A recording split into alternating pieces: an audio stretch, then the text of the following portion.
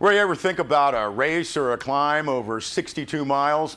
Every year, runners from all over the world do just that in the Bishop High Sierra Ultra Marathon.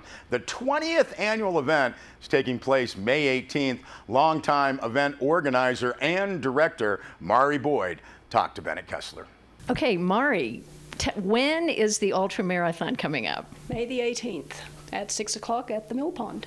Okay, it starts at the Mill Pond, but it goes many miles beyond, right? Many miles. It starts at the Mill Pond, goes down around by the CDF camp, up the alluvial fan, over McGee Creek, up behind Aspendell, and then the 50K and 100-milers then continue to Bishop Creek Lodge, turn around, come back down, and then the 100Kers, for some extra fun, go up and over Tungsten Hill and back before they get to the finish. Wow, these people must be in just unbelievable shape, including yourself.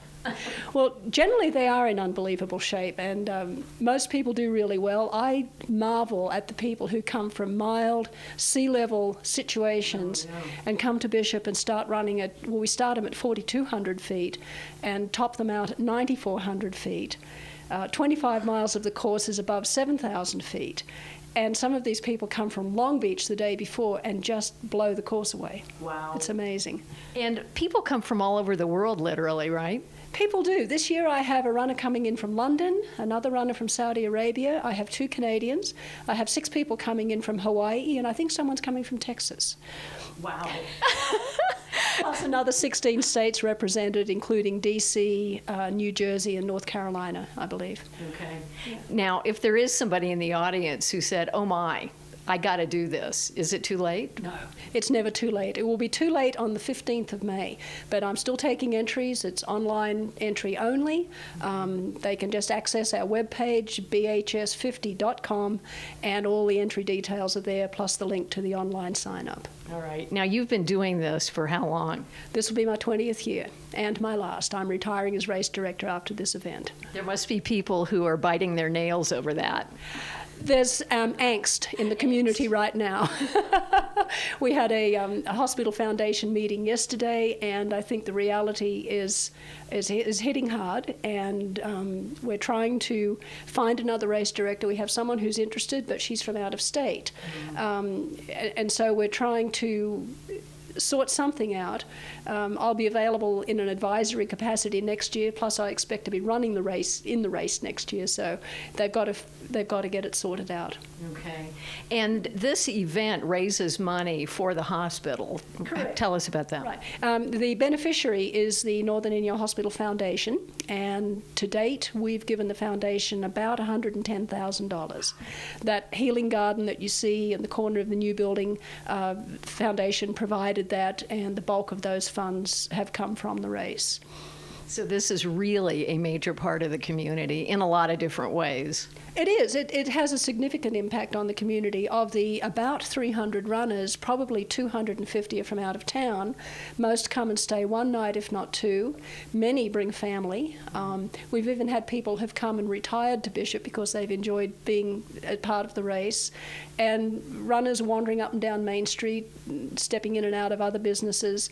And most of the race funds I spend in town, other than T-shirts, which I get out of town. But the race proceeds obviously supply all of our stuff for runners, and most of that I buy in town. What would you say is the most enjoyment you've gotten in these last 20 years?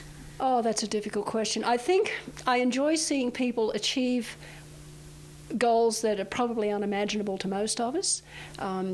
Seeing people put in incredible efforts to run unbelievable times on the course. The 50-mile record for men is 7 hours and 6 minutes, held by our own Jeff Kozak from locally, and I know Jeff is really trying to better that time. The women's record is held by one of the most famous ultra runners in the world, a lady named Ann Trayson, and she set that record in, I think, about 2003 of 7 hours and 45 minutes for the women's 50-miler, and I don't know when we'll see that one broken. But I enjoy talking to people after the race. I mean, they cross the line and they usually mutter a few things, and then they go back, have a drink and something to eat, and then come back and then tell me what a wonderful time they've had. But I get wonderful praise for the volunteers, the aid stations, the food we supply, how well the trail is marked, just the whole concept, and of course the scenery. The scenery is second to none. I'll stand this race scenery up against any race in the world. It's just an incredibly scenic show. Absolutely. Well, thank you for all of your service. You're welcome. It's been my pleasure. I sort of gave back to running, and that has been my charitable donation. But after 20 years, I'm ready to hand the clipboard on to somebody else. Anne Murray showed the special commemorative belt buckles for the Ultra Marathon. Go to the website to place an order, and that website is bhs50.com. A note that Caltrans is advising the traveling public that U.S. Highway 395 from Mandich Lane to Highway 6 Bishop area will have lane closures this week, taking place from 9 p.m. to 7 a.m. Maintenance workers will be crack sealing, striping, and performing general maintenance work on the highway during those hours. Night work has been scheduled, according to Caltrans, due to the high traffic volume during the daylight hours in that portion of US 395. As always, please travel safely, and especially around Caltrans workers. We'll be back with weather and sports.